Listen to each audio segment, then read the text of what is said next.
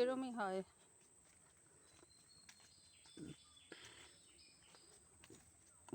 Mini Sundarban.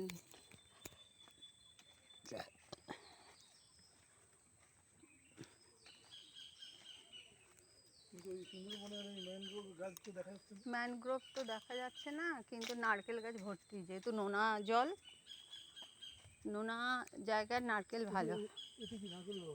হ্যাঁ নিশ্চয়ই।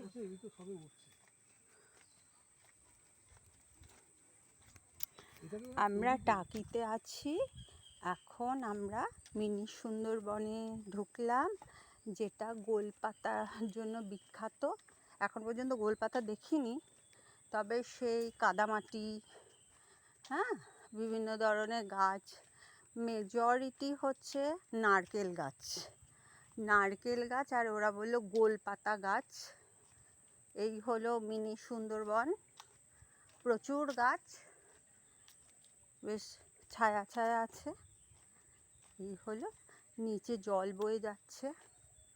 এটা ইছামতির জলও হতে পারে, ইছামতি নদীর জলও হতে পারে, যে নিচে জল বয়ে যাচ্ছে।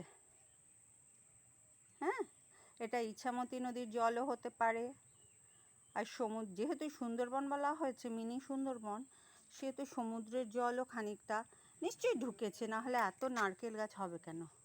এই যে জল বয়ে যাচ্ছে, কলকল কলকল করে জল বয়ে যাচ্ছে।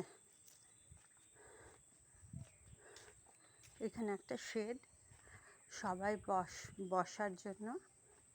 এই যে মিনি সুন্দরবন লেখাটাও এখানে আছে। মিনি সুন্দরবন, জঙ্গল থেকে নিচে নামতে পারবে না, কঠোরভাবে বারণ করা আছে। ওকে, এবার যাচ্ছি ভেতরটায়। এই যে জলটা পাস করছে, এই যে জল বয়ে যাচ্ছে, সোর্সটা নিশ্চয়ই নদী, আর সমুদ্রও হতে পারে। হ্যাঁ, অনেকটা জায়গা জুড়েই সোঁদা মাটি, ভীষণ কাদামাটি, কাদামাটিতে ভর্তি, তার মধ্যে বিভিন্ন ধরনের গাছ আছে। এটা বোধহয় গোলপাতা গাছ, কিন্তু লাগছে তো লেবু গাছ। এই যে জল বয়ে যাচ্ছে,